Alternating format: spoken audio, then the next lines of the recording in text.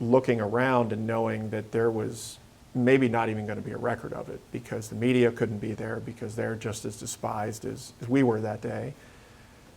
There's no news helicopters overhead like there was in Baltimore because there's restricted fly zones. They can't fly there. And so really it was going to come down to cameras at the Capitol, and the body cameras we were wearing might be the only record of this, and it was pretty crazy. Montgomery County 911, what's the address of the emergency? Hey guys, we are here with Sergeant Jones. And Sergeant Jones, can you let us know where are we right now? So we're at one of the buildings that holds some of the Special Operations Division's equipment, Okay. some of our vehicles and support tools that we use to support the department and Okay. the Natural Capital Region as well as the state of Maryland. Okay, and so we just had an interview with Sergeant Haley and Officer Willie Taft, and they spoke about how they were down in DC for January 6th. My understanding is you too were down there, but you were in a different role. Could you tell me a little bit about the role that you took while you were down there? Yeah, so our role in the ESU, the Emergency Services Unit, is a support role for the department. Okay. So what that means is we carry some of the specialized equipment, the tools, some specialized training and equipment that can help further missions such as the January 6th event that we helped out on. So down there, we bought some specialized vehicles to protect our officers as well as the citizens down there, Okay. as well as some medical skills. Some tactical medics went down there as well that were attached to the CERT team, Okay. as well as to Really the quick, CERT, one more time. Special for... Events Response Team, Okay, okay, or the CDU team, what we call it CERT here, Special Okay. Events Response Team. okay. So you say that you took some of the vehicles and some of the tools. Mhm. Would that be something that you're able to show us here? Yes. Mhm. Okay. So what are do we have names of those So we have some vehicles, medic vehicles that we take, which are Okay. set up to provide immediate medical care to patients and individuals who Okay. may need it. Inside those vehicles are like a reeve stretcher, which can help us evacuate someone from a situation, Okay. some other medical supplies and equipment that we can use to treat a patient right then and there before we were able to get them to an ambulance or higher level of care. Okay. And we also took an armored vehicle down there as a protection vehicle for the citizens down there. We like to call it like a rescue vehicle, Okay. just in case, we get into a situation where citizens are in danger and we need to rescue someone. We can do that in that vehicle with the protection of that ballistic capability of that vehicle. So civilians can actually get inside that vehicle and you if can need take be, them to yes. safety. Yes, ma'am. Fantastic. So my understanding, you're down there. Were you able to see our officers? So initially we were right there with them. We also brought logistics vehicles with us, which carry some extra water and supplies to help with the mission that's going on. So we were in constant radio communication with them, Okay. but they went over to the other side of the Capitol to deal with the situation that was at hand. So we weren't in direct eye contact with them, but we had radio communication with them as well as phone communication with them to get them additional supplies and additional tools that they needed to help successfully complete that mission. That mission. Now, let me ask you, it's a bit of a personal question, but being down there on such a historic moment or in such a historic moment, how did that feel for you knowing, our officers are there? While you have radio contact, you are, I'm guessing, surrounded by a lot of people Mhm. where you were. What were some of the things going through your head in that time?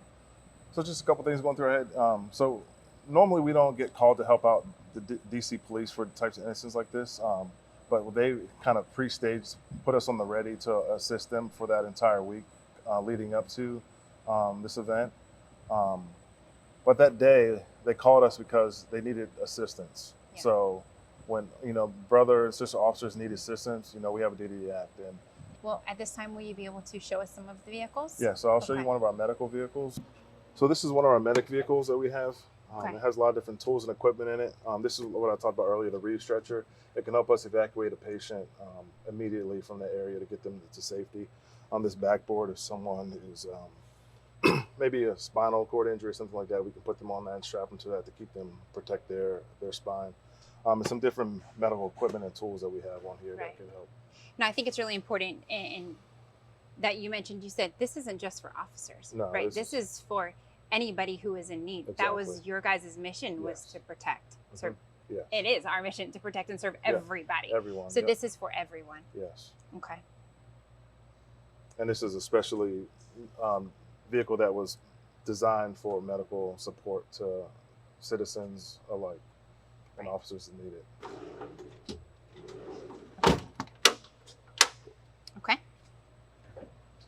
Now, how many vehicles were down there like this that day? We had 2 down there. So we had 2 different sets of tactical medics that were sent down there. One set of tactical medics were supporting the CERT team, the Special Events Response Team, Right. as well as the immediate action team that if the situation goes worse, they're there to help rectify that situation. And they're also assigned and dedicated to them to Okay. provide medical support for them as well as the citizens down there that need it. And unfortunately, one of our own is still out injured from an injury he sustained at that terrible event. So we're praying for him to make a full recovery, and hopefully he does. But it's challenging, and Yeah. just remember that day. It's it's challenging. Yeah, absolutely. Well, thank you, Sergeant, for letting us be here with you. Thank you for your role and support. I think on behalf of the entire department, but also, as you keep saying, as the citizens of this area. Thank you for what you've done. Thank you very much. Thanks, guys. We look forward to bringing you part B of this interview. Montgomery County 911, what's the address of the emergency? So you all are heading down there. Did you go to the original point that you were supposed to drop off, or did you go somewhere else? We did not go to our original point. We deploy as a team. We go as a convoy so that the moment we hit the ground, there's 40 or 50 of us there and we can step right into whatever we need to do. We deployed if you're facing the back of the Capitol, we went to the north side. And we deployed into a crowd of, I would probably say, about 50,000 people. Yeah. I'm guessing. You couldn't really see it coming down Constitution Avenue, but the minute you hit the hill to go up to Capitol Hill, it was very evident that something was going on. Okay. So you jump out. So we jump out. Helmets. What do you see? Like when you rolled in, were there people there? Was You- it just empty? Was it We were surrounded immediately. surrounded by? The crowd. Okay. I think they realized that a convoy had just come in. They probably had no idea who we were because we're not wearing Capitol Police uniforms. We're wearing our own uniforms. And we were surrounded by several thousand people, I would say. And it was a mixed bag. You had, this person here would be saying, thank you for coming. This place is out of control. And then you'd have a group over here calling us traitors because we're here to defend a process that was illegitimate. It was a mixed bag, but, hearing the traitor part really puts you on edge very quickly because you have no idea who's armed, who's not, whether you turn and they're going to whip a brick at you or something, you just don't know. So it ramped up very quickly. So several thousand surrounding you. Yes, There's 40 of you. Yeah. correct. Okay. So we try to make an impression very quickly. Yeah. And we did. We did. We did, yeah, because our Noise. noise, Presence. presence Yeah, you make your with shields. presence Some of us carry very long shields that are about 6 feet long. Some of us carry what we refer to as a Spartan shield, which is the round one, so you can move with it very quickly. Right. And I think when you see people coming out like that, if you're intending on giving them harm, you might think twice about it because our level 1 platoon, at least, are very large individuals. So Right. it definitely sends a message right off the bat. Probably why I'm not allowed to be on the level 1. There's a height requirement. Right. So you get everything together, and then you deploy. Where'd you go? So we gathered up our vans, the people from our vans, and we Took the long way. took the long way. We really could have gone in one direction very quickly, but there were tens of thousands of people there at that point, and you couldn't go through that crowd. So we actually went through the front of the Capitol, which is in between the Capitol and the Supreme Court. We actually went on a jog through there, coming With across all of your stuff. everything. You guys yeah, are and jogging. I would say Everything. it's with the shields, probably about 70 or 80 pounds, I'm Yeah. guessing. Shields, full gear, helmets, and our gas masks. Gas masks. Gas mask as well. Gas mask on or just Gas donned mask or? on. That was the worst part. No, not You donned them. not secured. We Yeah, yeah. physically put them on. Right. Because again, we like Sergeant Haley said, we get there, we park, we jump out. There's a mixed bag of people there, and what gave me pause was people screaming, "Don't forget your oath. Don't forget who you are." I get goosebumps now thinking about that day. And we proceed to jog full gear. I'm one of the 6 members on level 1 that carries a 6-foot shield. So we're running through the crowd. We circle to the back end, and that's when when you're in the back of the Capitol, you can see all the way you can see all the way down the lawn. So you're on the, so we can set this up, because the images are there. I know where you all were, but you're on the backside where all that scaffolding was, Yes. right? Yes. Eventually, that's where we deployed to. That's where you deployed Not to. initially. Not initially. Initially, we went through the front of the Capitol. Right. And I remember as we were running by, the main grand steps that go up to the doors that are like Yes. 20 feet high. And that was being overrun. Like, it was like you could see people pounding on the doors and breaking the windows. And we were going by because I think what was going on the backside was worse. Yeah. So we did a loop around the Capitol and came up on the scaffolding. Now, behind the scaffolding. when you guys, there were other agencies there, right? No. No. We were the first. So Capitol Police were on scene. Right. DC Police were on scene. DC Police, Capitol. Montgomery County was the first allied agency, not Capitol Police, not DC Police, that arrived on scene. Now, how were they equipped? Did they have shields? Did they have, or was They it? had very minimal. Minimal. They had helmets, with the masks that Oh, drop thankfully, down. yeah. Yeah. And I don't recall seeing, at least where we went to, I don't recall seeing shields. Right. And so it's real easy to break through lines and other things Oh, when yeah. you don't have the shields. Our shields interlock. And Okay. so when we get down there, we slam them down because the noise makes an impression.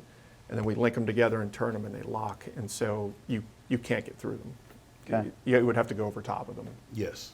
Or overrun us. Yeah. And Did they try to? all they day long. tried. They tried. They tried. They tried. Yeah.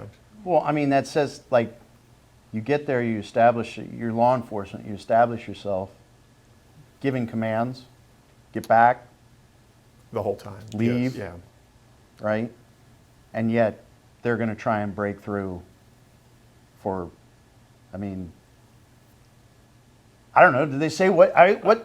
So off to our side, I could see that people had busted out some windows on the back of the Capitol and they were climbing in. But we were kind of in the center at that point, and we were reclaiming territory. Like, you can't just go and address that when you have 50,000 people storming in a building. You have to claim territory as you go. And eventually we did, but it's not something that just, you show up right and away. people yield to you, because that's not what happened. Well, in this case, they didn't. I mean, there's been places where we've deployed where people just were calm. Yes, of course.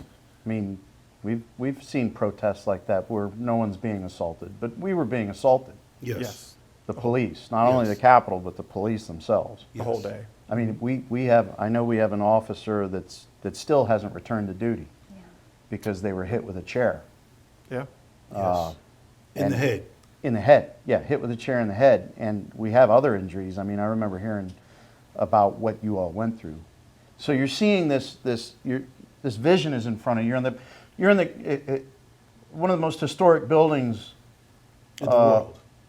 in the world, right? I was about to say in the country, in the world. And you're looking out. What are you seeing? You're tens of thousands of people. Yeah, it was very hard to focus on what was going on down on the lawn because the people directly in front of us were so combative and, I don't know if assaultive is a word, but they were clearly trying to get through us to go do what, at the time we didn't know. I feel like I definitely had a sense that it was historic in that event. I'd never been on the backside of the Capitol like that. But to the extent, that it was, it's out of your mind at that time and you're dealing with who's in front of you. Yeah. Did you think your life was in danger? I was concerned about pipe bombs due to the crowd. I was concerned about firearms. I was very thankful that I didn't see either one of those. There was a lot of pepper spray, a lot of bear spray, a lot of that sort of Brought thing. by them, Yes, being shot into Yeah. us. shot into you. Yes. And certainly later in the day, you refer to what happened to our lieutenant still being injured. I actually saw him get hit with that chair. Okay. And at that point, I think we were talking about maybe 5 or 5:30 in the afternoon. So in January, it's getting dark. We're looking through a gas mask, which makes it even harder to see. And you've got still tens of thousands of people in front of you. And metal chairs were thrown at us too. But I think after our lieutenant got hit, we were more aware that those were coming, because they're not coming from the people in the front, they're coming from like 10 rows back. And so in the dark, you don't see it coming until it's right on you. Right. And bike racks, chairs, pretty much anything you could throw they could pick was up. being thrown. Yes. What time did you guys approximately get there? In the morning or in the day? I think we got to our special operations division around 12, and I Okay. think we were at the Capitol deployed by like 1:45, Okay. I believe. It only took us about 40 minutes to get there, lights and sirens. At one point, we hit DC, we were going down, the opposite way down one-way streets. And there were mass amounts of people walking away. So when Sergeant Haley says, 50,000 people, the number is small relative to who actually was there. There were a number of people walking away as we were driving in. So once we hit it, we hit it and we get out, gear up, jog around, stage, and I'm standing there with my buddies, shields interlocked. And like Sergeant Haley said, I'm not looking down the lawn. I'm looking at what's in front of me. And out of nowhere, I don't know why, but these four individuals, caught my eye. And my buddy says, they're about to rush us. And I looked at my buddy and I was like, no, they're not. They're not going to rush us. Like, we show up and there was I don't remember who it was, but there were cops saying, thank God Moco's here. Yeah. And sure enough, after a couple of minutes of my buddy saying they're going to rush us, I see them unpack what looked like 8 to 12 feet of linoleum or something. And they're passing out other objects, other items, and they rush us. And from that point, for the next 4 to 5 hours, it was go time. We were literally fighting for our lives, taking ground when we could. But it's not just a blind rush to reclaim territory. Right. We had what we call Overwatch, which is our protective security detail, which are SWAT officers or SWAT operators, who were at an elevated position above us on Capitol grounds.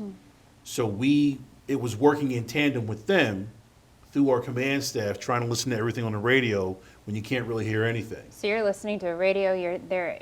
There's so much going on around you guys at that time. Our training really came to bear that day because we're processing information in seconds, having to make decisions while also remembering our policies and procedures.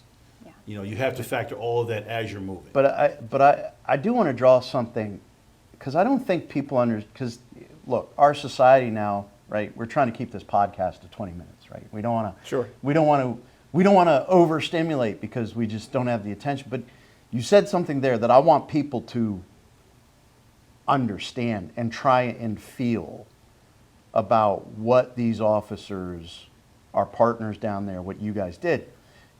You said 4 to 5 hours. So you're already set up. You're setting up shields. You're trying to hold a line. For 4 or 5 hours, you were the subject of an assault to try and get into the Capitol Yes. and to hold your ground. Yes.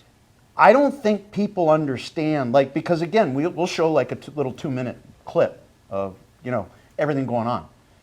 You guys held that ground for 4 or 5 hours. I mean, you go and think of the, I'm a movie guy and a TV, like Game of Thrones, where they get all the shields together. It lasts for like 45 minutes. 4 or 5 hours. Yes. No breaks. Yeah. Right. You're not taking a water break. You're not taking a bathroom break. That's why I asked what time you guys had gotten down there, because you had clearly been, like you said, 4 or 5 hours, shields interlocked, running to get there. And you mentioned something earlier when you were talking about Baltimore. You said you guys were there to restore order. That's what you guys were there to do. Yeah, and I thought it was horrible to have to wear a gas mask for 4 hours. Like you have no idea how bad that is. I did it one time. It was Yeah. terrible. It's awful. And the thing is you ask about whether you're nervous or in fear.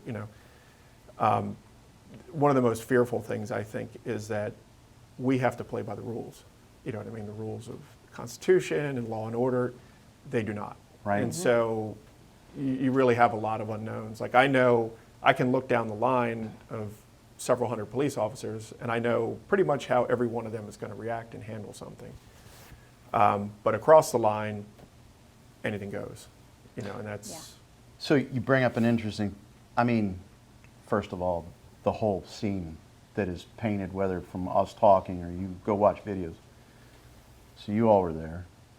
Like, we come away from experiences all the time, when I was a detective or, in the midnight hush, you'll come away from an experience from time to time and be like, wow, that was weird. Or something just struck you. I mean, was there anything that struck you guys as you were there? I mean, other than the obvious part of being on the line for 4 or 5 hours and trying to restore order at this great building.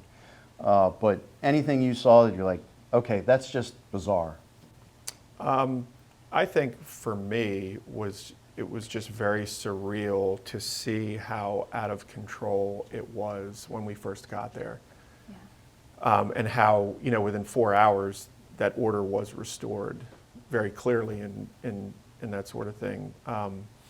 But I remember being up there at one point, there's ebbs and flows, you know what I mean, to every situation, and thinking that this was historic. We're on the back of the Capitol, like no one else has ever done this in the history of this country. Like this is the first time, short of the British coming in War of 1812, and looking around and knowing that there was maybe not even going to be a record of it because the media couldn't be there because they're just as despised as we were that day. There's no news helicopters overhead like there was in Baltimore because there's restricted fly zones. They can't fly there. And so really it was going to come down to cameras at the Capitol, and the body cameras we were wearing might be the only record of this. And it was pretty crazy. Wow. Willie? I'm going to have to echo what Sergeant Haley said. Just the entire event of that day, everything that transpired, from people rushing us, trying to snatch our shields, trying to physically, there were a couple times where a couple of officers physically got grabbed and almost dragged into the crowd, and we're not going to let that happen. That's just not going to happen. Yeah. Right. To the individual who was walking around trying to give free hugs. There was a gentleman, had to have been in his 20s, young kid, who was trying to stand in that space in the middle, wanting to, hey, let's not do it this way. Mm-hmm. So it was the totality of everything, and Montgomery County Police, we were a part of that. And I think it says a lot that we were the first allied agency on scene, and as quickly as we were. Can I ask you a question really quick? Yes, I ma'am. meant to ask you earlier. So you said that people were so excited that we had gotten there. I don't know if so excited, but they were thankful Yes, rather ma'am. that Montgomery County had arrived.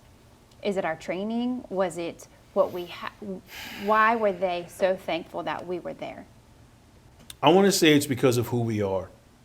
And this is not to speak ill of any of our brother or sister agencies. But our executives, when it's time to train, we get afforded that opportunity. Mm-hmm. And being that this is not, this level one is not myself and Sergeant Haley's primary responsibility. It's our secondary role. And when we show up to train, we understand the mission. And that's what's important, the mission. We go down, we aid, we support, we help restore order, we operate within our policies, even though we're deputized as U.S. Capitol Police officers. We don't forget who we are, we don't forget our training, we maintain our professionalism at all times.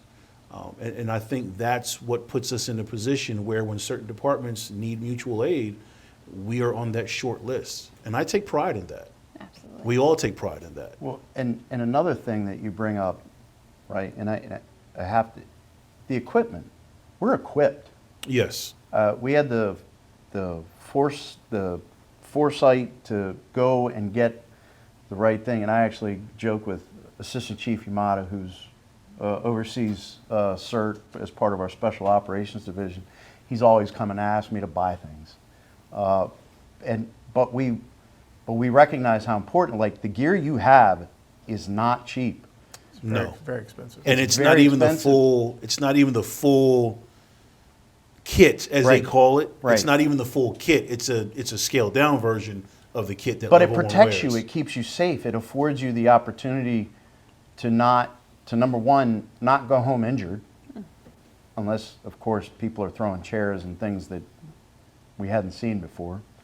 But it keeps you safe from being injured, and you have that equipment, and we share it, and we actually give people other ideas. I mean, Baltimore, so let's go back to Freddie Gray. I mean, Baltimore, we worked with them extensively after Freddie Gray to give them not only the training, but the expertise and the equipment and all that. And and honestly, Tom Manger, Chief Manger was the chief here when we had the vision to put this stuff together. I'm quite sure he's doing the same thing down with the Capitol Police now. I'd dare Sure say he is. I'd dare say we've probably sent our folks to train, to help train them.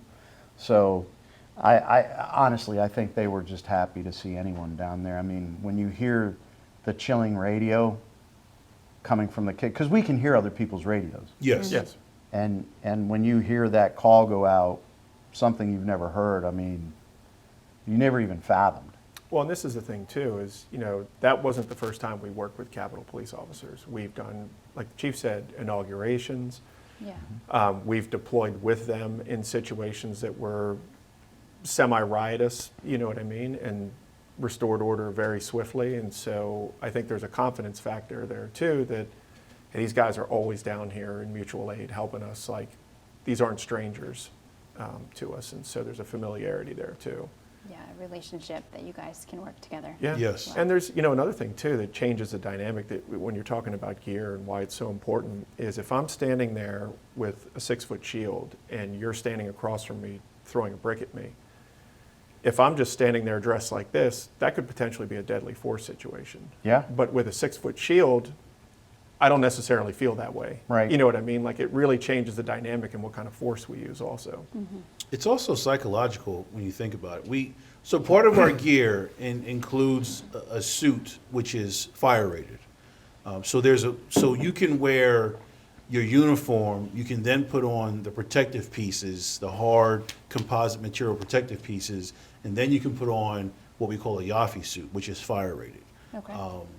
So part of the psychological aspect of this deployment is if you're standing there, like Sergeant Haley said, with the shield, with your gear on, and people are throwing debris at you, and it's kind of just ricocheting off. And even if you don't have your shield in front of you, there's certain parts where your limbs are covered, and if stuff is bouncing off of you, right, it kind of sends a message to the other side. And whereas it does change the engagement of it being a deadly force encounter, it can impact it rather. Not, I won't say change, I'll say impact. It impacts them, the opposition, the civil unrest, and it maybe gets them to think twice. And it helps us when it comes time to reclaim ground. So I think that's an excellent point. The other excellent point, because we were talking about it here, it's 90-some degrees outside right now. Thankfully, that was in January, because I Yes. can't even, I can't even imagine. Maybe everyone would have been worn out. I don't know. But I saw a fantastic video that Chief of Metropolitan Police has that showed the crowd dispersing on the back through those hours. So eventually everyone disperses.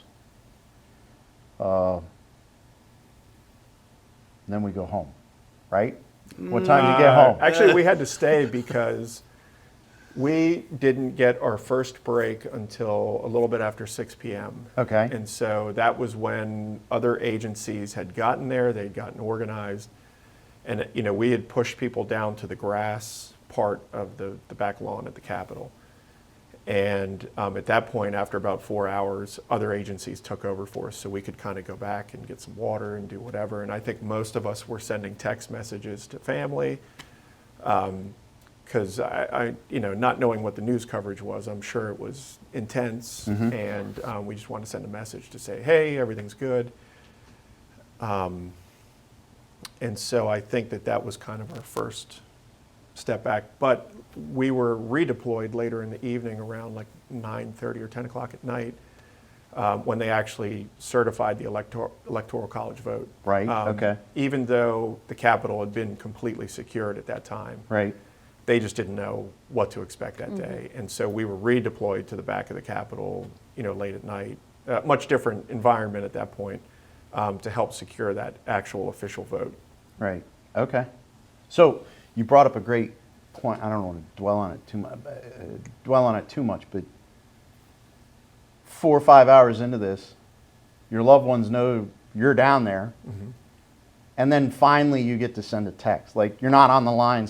We see people can't even keep their hands off their phones while they're in their car driving. Right.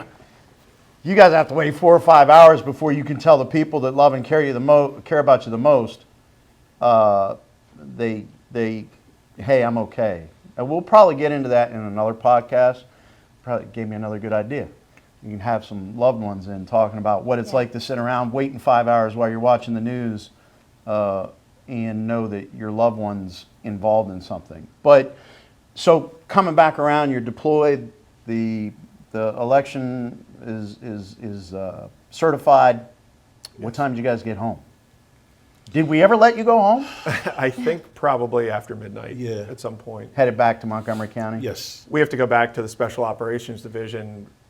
We do all our gear. We account for everybody. We debrief for sure. Any injuries? And then Injuries. discuss that we're going to be down there the very next morning. When did you have to be there the next morning? I think we got a little bit of a break, little maybe bit. like 10 or 11 in the morning. Yeah. Okay. Because nobody knew, what was going to happen at that point. Did you get home 2, 3 in the morning? I think About, so. depending on where you live. Depending on where you live. Yeah. 3 in the morning, so you had just enough time to shower, get a couple hours, 4 Sleep. hours sleep, 3 hours sleep, do the family hug. Do the family hug. I was going to say, your families are essentially certified too, from the way that I hear it. They're waiting all this time. You send a text. I Yeah, imagine something like, I'm good. My wife wouldn't even watch it. And Yeah. a couple people called her and they're like, hey, is Larry down there? And she's like, I don't want to know. Because after Baltimore, I think that was stressful enough. So Yeah. she just kind of didn't watch anything and just waited to hear from me because Yeah. it's too stressful. Yeah. When the smoke literally settled and cleared, officers from all over were just spent. And I know for myself, I'm sitting around fellow officers, and I opened up my phone and I went to YouTube and I just started watching Dr. King's sermons. And it kind of there was one sermon in particular I watched, and it just kind of brought it all full circle for me. Some of us are updating our social media, just letting everybody know, because you have immediate family, your partners, your spouses at home, you have your extended family, and then especially for those of us who are not Maryland residents, who weren't born in Maryland, we Right. have friends and family in other states. Right. So it's just kind of like you can update your social media, send out a text message, hey, I'm okay, I'm good, and then you catch up later. But that's when you really start reflecting, and you're looking at just the landscape. And I remember looking up, and I see this huge American flag, and it's just kind of hanging. It's not. She's still holding strong, but she's a little beat up and a little worn. And I think it's symbolic of that day and everything that we went through. Absolutely. And then, again, the beauty of it, and both of you referenced it, and it's what we look at as officers. We restore order. We're in the middle. We keep that middle. We keep that line between Order and chaos. order and chaos. And, thankfully, what you guys did helped to keep the Capitol safe and to let order continue. All the other politics aside, right? Because they'll still argue left and right over that. Yeah, it's irrelevant to us. Right. At the end of the day, we swore an oath. We upheld that oath. I will tell you, we're all proud of you. We're thankful that you answered the call to go down there that day, and hopefully you've gotten a little time to relax since then. But I love that we got to speak to you today, and just an extraordinary. I hope one day you get to tell your grandkids about the day Hopefully. you were down at January 6th. So You One of the know, reasons I wanted to do this, so they Yeah. can watch it themselves. good. I want to bring up something. You know, when I was in the academy in 2013, you served as captain for a period. And I remember one day we were in class and you walked in and you said something which has stuck with me ever since. In short, you told us to be the standard in everything we do in life. And that has stuck with me. And I feel like as a member of CERT, as a level 1 officer, the Montgomery County Police Department represents that standard. That anytime an allied agency needs assistance, they can call us. Part of our oath as officers states, regardless of color, creed, or condition. You know, that day wasn't about politics for us. There's a mission, and we had to respond and take care of the mission. Regardless as to what side of the political spectrum you may think, there was a job that we had to do. And I'm glad that we did it with a level of professionalism. And that's why we are the standard. So thank you. Well, I thank you for that recollection, and I'm going to have to explain to Cassandra I gave you $20 to say that. No, you know what? We take our academy very seriously. I thank you for that recollection. But again, you all were out there doing it. Like, I had words for you. You guys are all out there doing it. So thank you. I want you all to be safe. Hopefully we get a break from this heat here in a minute. But really, please continue doing what you're doing, because that's a hard thing, keeping you guys as you aren't as old as me, but keeping the experience that you two have in that unit and getting the young officers involved. Please keep doing that, because Montgomery County will continue to be a part of history. So Yes, sir. thank you. Yes, ma'am. Thank you. Thank you.